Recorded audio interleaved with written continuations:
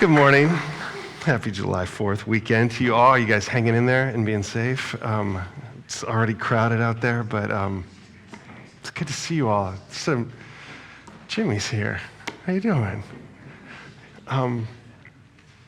Sweet to be with you guys today. Let me just tell you that today's sermon, this is a life changer. I'm just going to warn you. Quality of life, freedom, like if we just do this, so much is taken care of. But I'm also going to say this on the front end. It's hard, and probably most of you won't do it. So I say that as a little bit of a challenge up front. But before we get into that, let me just say congratulations to the McCarthys, who just have a new baby girl, Quinn, which is fantastic. Child number 4, 3 boys ahead of her. So, and those boys are fantastic. They remind me kind of like the Lost Boys from Peter Pan. But so we'll see how Quinn does. But I kind of think she's going to rule the roost. Also, Aria Arthur's wedding today, which is fantastic. So she and Kirby, we're so excited for her. So that's going to be fun. That's later. But yeah, fun moments of celebration today. So I'll just go ahead and spill the beans here. Today's sermon is about judgment. Did you see that coming? I know.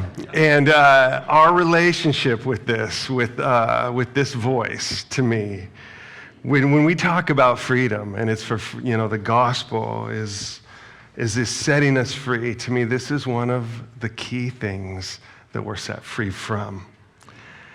But it's a hard one for us. And part of the difficulty here is we tend to not look at this thing within ourselves. And Jesus is going to lead us, I think, delicately but clearly into this and cause us to look at kind of what is the root cause of this thing in our hearts. And some of you might be sitting there thinking, I don't really struggle with judgment. And you're wrong. You're wrong. You do. And this is what's so hard about this thing. And to catch yourself doing it is so important.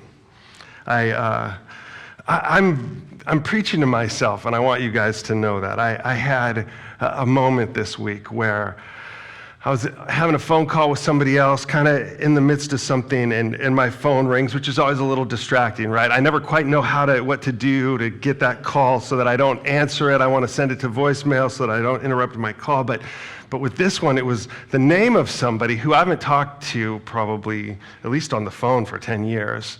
But it's a name that for me is associated with quite a bit of internal turmoil. Do you have any of these people? Somebody once told me you can have 3 people and that's it. If there's a 4th, you got to deal with it, right? So it's like one of my 3, right? And I'm like, oh gosh. And I think, well, I'm going to finish this call and then I'm going to listen to the voicemail and see. But and my phone's been having this weird thing where it takes a while for voicemails to come through. Anybody else? All right, what's going on there? But yeah, so in the interim, as I'm waiting for the voicemail, I start anticipating what this is going to be about. And I'm thinking, oh, okay, scenario A, it's this. Ooh, scenario B, even worse. Scenario C, even worse than that. And gosh, do I have the bandwidth for this right now? This is going to be hard.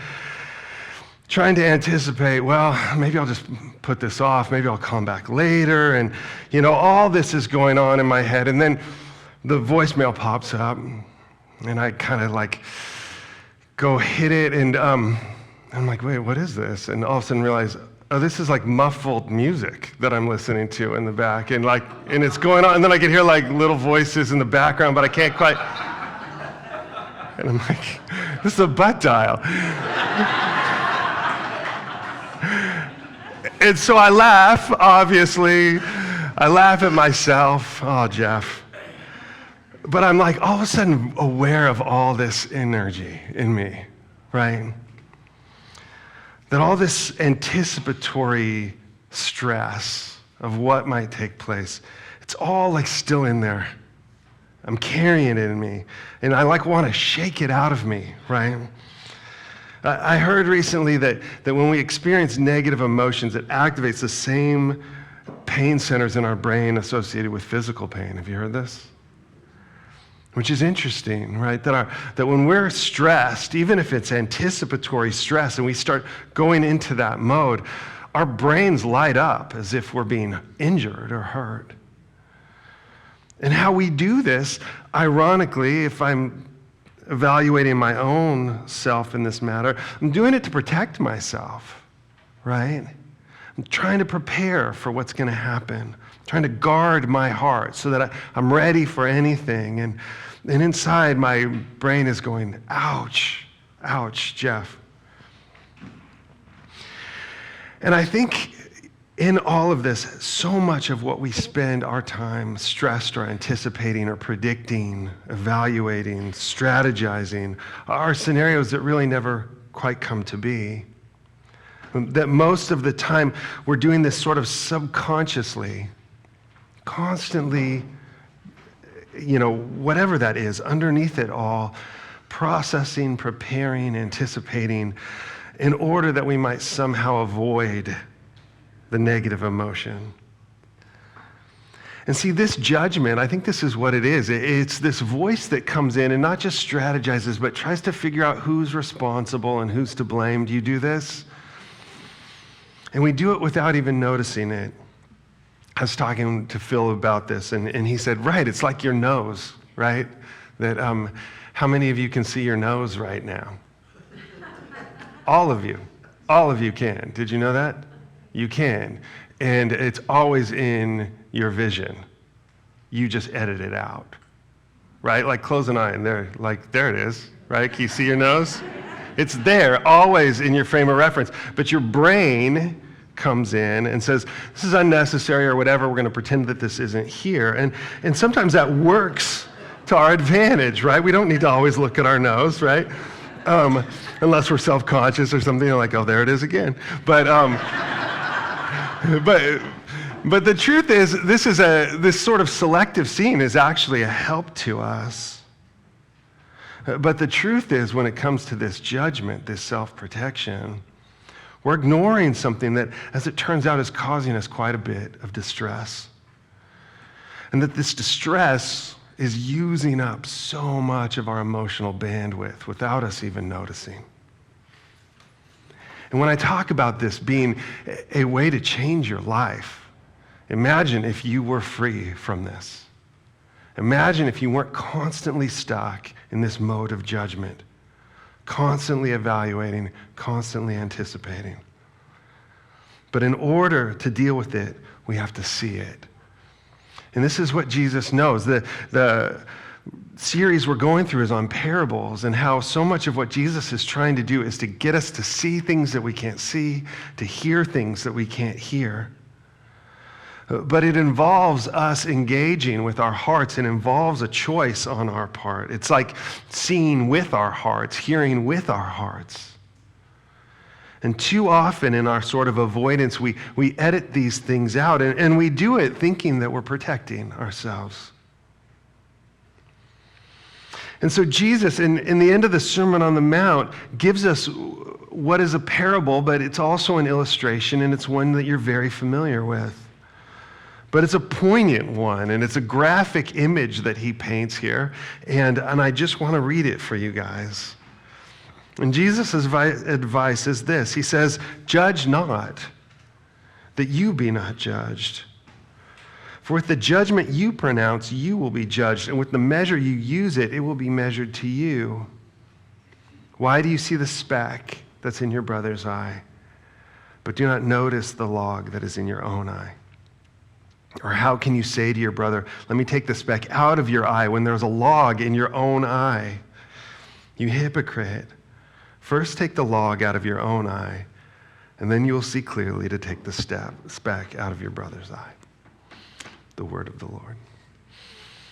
It's a great image, isn't it? Kind of gruesome. The eyes are so fragile, right? So Jesus is talking about splinters in our eyes, which to me just makes me cringe. I can't even put contact lenses in my eyes. I've tried, and it's like my eyes water so bad, and it's me at my worst when I'm trying to do that. So, but anyways, the eye, like a splinter in the eye, right? If you've had something in your eye, you know how that irritant is.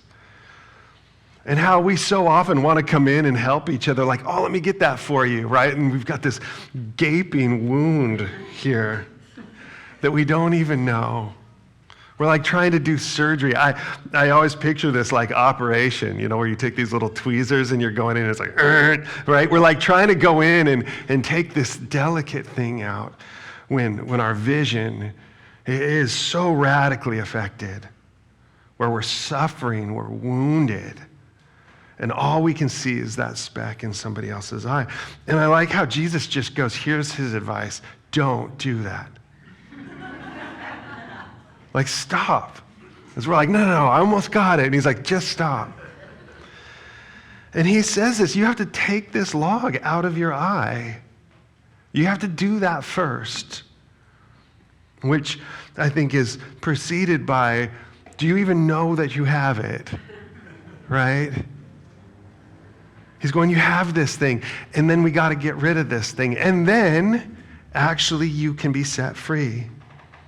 Because to help people with this is fine as long as we're not in judgment. But this judgment is the wound. And of course, this is hyperbole, but is it? I think this voice of judgment, it's interesting. He's saying, by the standard you judge others, you are judged. I think this is dead on. That voice with which we are going around and evaluating, picking the specks out of each other, it's not like that's only turned on when it affects others. That voice is constantly going, and it's constantly going inward as well.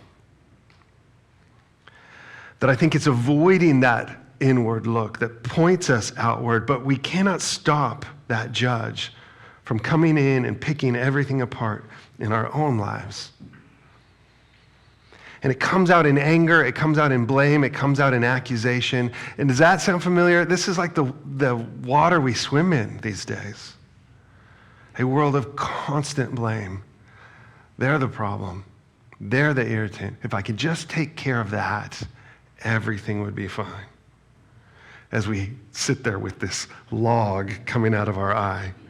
Let me just get that speck. And so many things are beneath the surface. And I think one of the things that comes out in us most easily is anger. That's like one of the three emotions that we recognize in ourselves, right? We know when we're glad, we know when we're sad, and we know when we're mad. But mad about what? I had this little... were you able to get that poster? Have you seen this? These things are incredibly helpful for people like me who struggle with naming emotions. And it's too hard to read the little thing underneath it all, but there's anger in the middle, but the truth is generally connected to anger is something else. What's up there? Anxiety, shame, sadness, fear, frustration, guilt, disappointment, worry, embarrassment, jealousy, hurt. That these emotions linger beneath the surface, and we experience those as a very young kid. And we come up with a technique to protect ourselves, right? But we do it as a child, and we do it where, chances are the thing that's really causing the problems, like dysfunction in our home, is too big for us to grasp. And so what we do is we come up with a strategy within ourselves to deal with that fear, to deal with that lack of control. We come up with a little strategy, an attempt, and we apply it to ourselves, and then we apply it to everybody else, and then we ignore it for our whole lives and never course correct and find ourselves at 51 years old still going around protecting myself out of judging others and judging me. Jesus is telling us the first thing we have to do is notice it in ourselves. And have you ever listened to that voice inside of yourself? Have you heard that voice of judgment? I had somebody do this for me where they said, I just like take a minute and access like that part, access that voice. Sometimes we just think it's our voice. But to listen to that terrible friend of ours speak to us horrible advice. And I think what my judge sounds like is just disgusted with me. Like, oh, Jeff. You know what my judge says to me? He says, you're such a poser. Which somebody said to me when I was a kid, actually a sibling. If you're listening to this, I'm not holding a grudge. But man, oh, that one like stuck. And this judge comes in and says that to me any chance he gets. So I start looking for that in other people, like, well, yeah, they're one too, right? And Jesus is saying, Jeff, I want to speak right to that wound. Let me speak right to that wound. But in order for it to heal, we got to see it. One of my favorite little stories of judgment that is found in the Gospel of Luke. And it's a story, another one of these that you're familiar with, in Luke 10, 38 through 42. It says, now as they went on their way, Jesus entered a village, and a woman named Martha welcomed him into her home. And she had a sister called Mary who sat at the Lord's feet and listened to his teaching. But Martha was distracted with much serving, and she went up to him and said, Lord, do you not care that my sister has left me to serve alone? Tell her then to help me. But the Lord answered her, Martha, Martha, you are anxious and troubled about many things, but one thing is necessary. Mary has chosen the good portion, which will not be taken away from her. This moment, this parable is, it's a story, it's a real story, but it's like this living parable. And I love how this moment was captured. I always kind of feel for the people involved that their story gets told for all of us, right? But kind of an embarrassing moment for Martha. She has a couple of these where she gets angry with Jesus, which is part of how judgment works, right? There's this inner thing that manifests in like who's to blame, which ultimately I think sometimes affects the way we even are praying. Like, God, why aren't you taking care of this? The judgment doesn't just stop with others, right? It ultimately comes back on Jesus. Like, you could fix this, Jesus. All you need to do is tell her to come in the kitchen and help me, and everything will be fine. And Jesus comes in and he speaks right to the problem. Oh, you're so anxious, so distracted by so many things. There's the log. Mary's the problem. She's just sitting in there doing nothing. Lazy Mary, right? She always does this. Just at the time where, like, I want to enjoy the party. I'm stuck in here and she's in there, right? God, my lazy sister. And then Jesus is sitting there and he doesn't do anything. He just, like, keeps talking and they're having this really meaningful conversation. And here I am stuck in here. And everybody's forgotten about me. And if it wasn't for me, this whole party wouldn't be happening. I invited everybody in here. Like, what in the world? Right? And you come out and you're like, really, Jesus? Tell her to come in. And we feel so self-righteous, don't we? That's the thing with this blindness, is like, I'm right here. And you wonder, like, oh, if you could get in there and see that heart. She probably feels so alone, forgotten. She hears laughter in the next room. And she's going, oh, I wish I was in there. I wish I was a part of that. Mary probably, all she knows how to do, maybe she's this wonderful host, but probably that's where she feels comforted. I'll just put everything together and then everybody will have a good time and everybody will appreciate me and then I'll have value. Except everybody's having so much fun without you. Right? This is like scrolling Instagram. Look at everybody having such a good time without you. And we like, oh, the judge is just having a field day with us. And that anxiety turns into jealousy. That jealousy turns into anger, which turns into resentment, which turns into contempt. We have a huge problem with this, don't we? And Jesus comes in and he speaks right to it. And this is important. He doesn't come in and say, Martha, you're fine. Martha, everything's fine. He comes in and he says, Martha, you're so anxious. Which sounds a little judgmental, doesn't it? But it's not. It's not, because the tone is so different here. See, it's not that we shouldn't be discerning. We should. Discernment is key, and again in Scripture, it reminds us of that as a part of wisdom. We are called to discern, and we're even called to speak truth.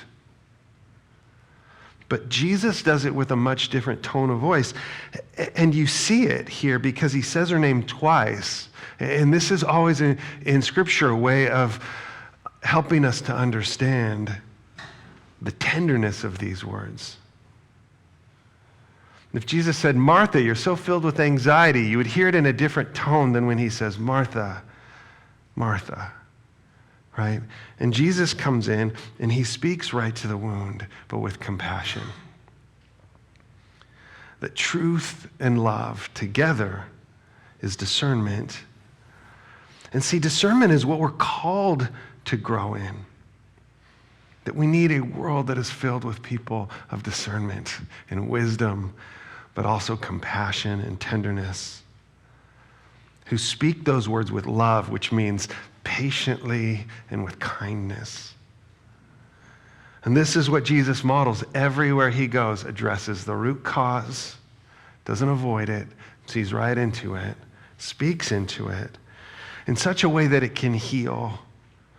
Because to acknowledge it and to receive that sort of love and security, Jesus is coming in and he's reminding Martha, I know you. I know you so well. I know that your heart is troubled. And without judgment, he speaks that word of compassion. He separates himself from all that's going on, looks right at her, and addresses the root. And so when Jesus says, take the log out of your own eye, he's saying, have the courage to see it, but ultimately have the trust to let God come in and remove it. Because when that voice of judgment is speaking and when it's running rampant in our life, it drowns everything out. It's all we hear. It's full volume. Somebody's calling me right now. Spam risk. Sorry about that.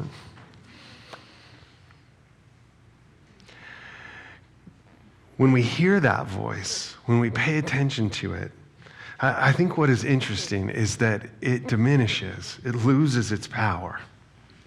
I've heard this just about emotions. It's an interesting little psychological fact that when you can name a negative emotion, you cut its energy in half. Have you heard that? When you're feeling anxious and you go, I'm anxious, just that alone changes things. It separates us from it. These things no longer are flooding us or have control of us. We see it, and we can step away from it. And that voice of judgment all of a sudden lowers in volume to the point where we can actually hear. To hear the voice of our shepherd. And Scripture tells us again and again that voice comes and it's quiet, right? I love that story with Elijah where he's in distress and he's hiding in a cave and he's told that God's going to pass by. So he goes out to the edge and all of these things, like all this display happens, that fire comes in a rushing wind. These things come as a torrent, and then we're told that God is not in the rushing wind, that God is not in the fire. And then God comes in and speaks.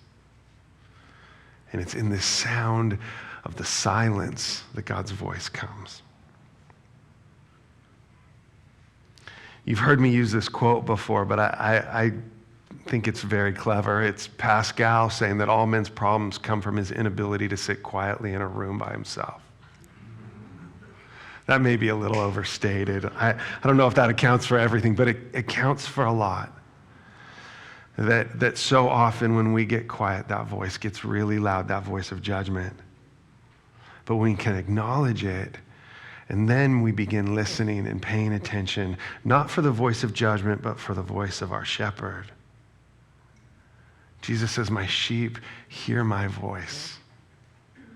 And to tune our ears to that voice, what does it sound like?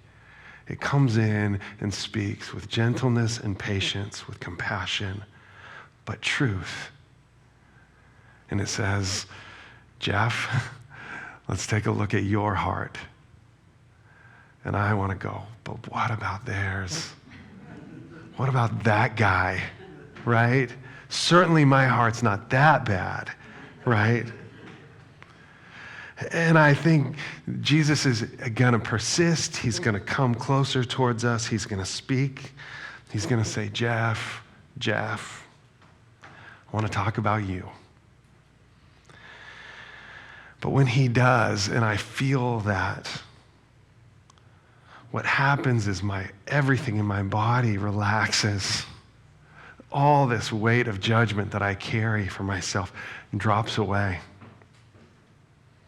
And it's interesting as God comes in and does this, I think he's helping me pay attention to what I can bear. And this judgment at full volume is more than I can take. But without that judgment, oh gosh, I can run so much longer than I thought. Does that make sense? What we have the energy for. And this is the thing, that judgment, what it does is it gets in there and wrecks the things that we love the most. I could so easily get up here and preach going, oh, I love that I get to do this with you guys. I love it. But too often I go home and I go, oh gosh, that was such a stupid thing that I said. Why did I say that? Or you know what I should have said? Oh, this would have been better, right? And this thing that I love all of a sudden gets tarnished with all this stuff that I add to it. Because my hunch is, I think Martha loved being the host. I think she was good at it. I think that it was her idea. She invites everybody over, curates this space for everybody. And instead of experiencing the joy of her calling and her vocation, it's wrecked by the jealousy and the anxiety. And Jesus is saying, I want to make your heart whole. I want to heal that space in you. I want to speak truth in it in such a way that that could resolve. And as it does, our hearts become larger.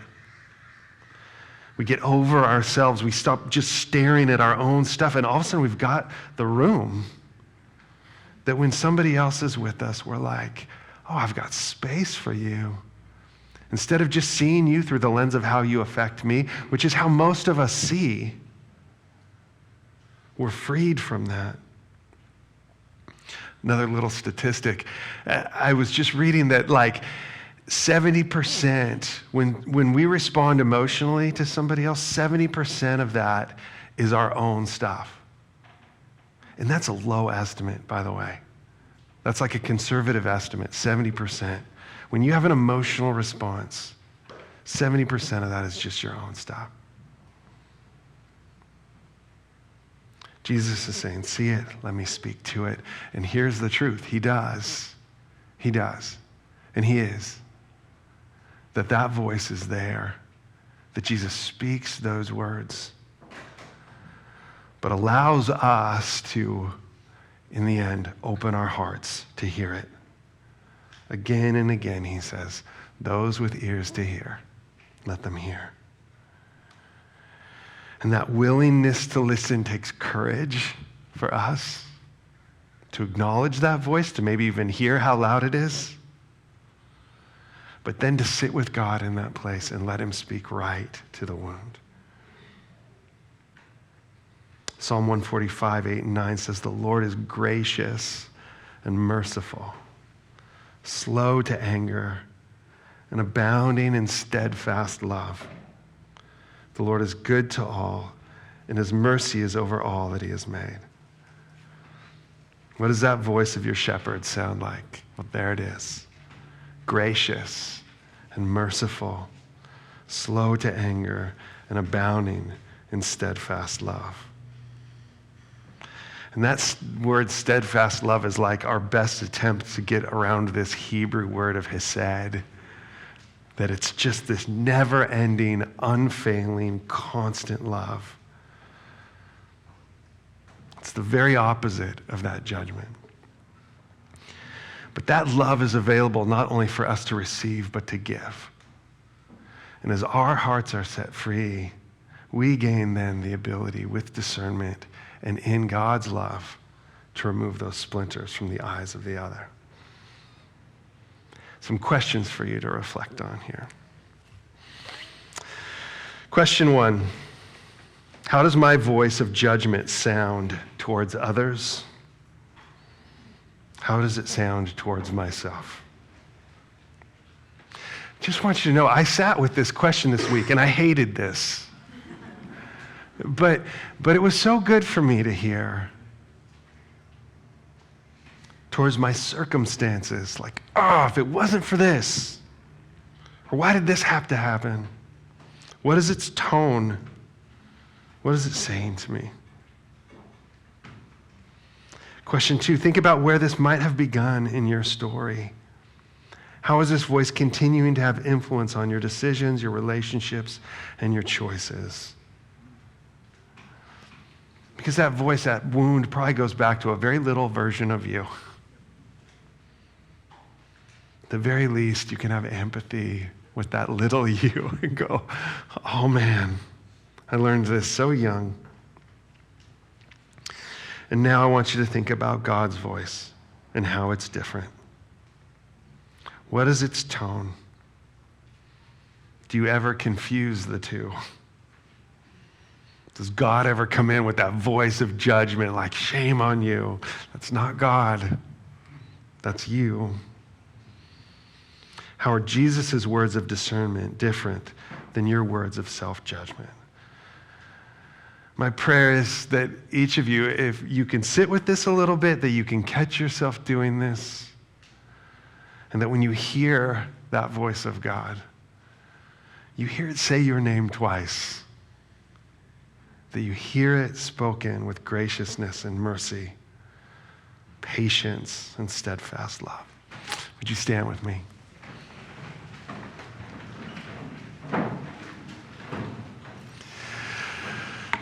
May we all hear, may we all see today, just a little more clearly, the power and the knowledge of God, the depths of something that we cannot comprehend, and may we be rooted in it and grounded in it.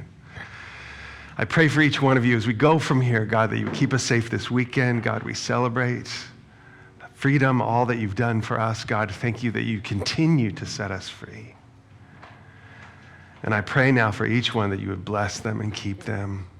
You would make your face shine on them and be gracious to them. That you would lift up your countenance on them and give them peace. Amen.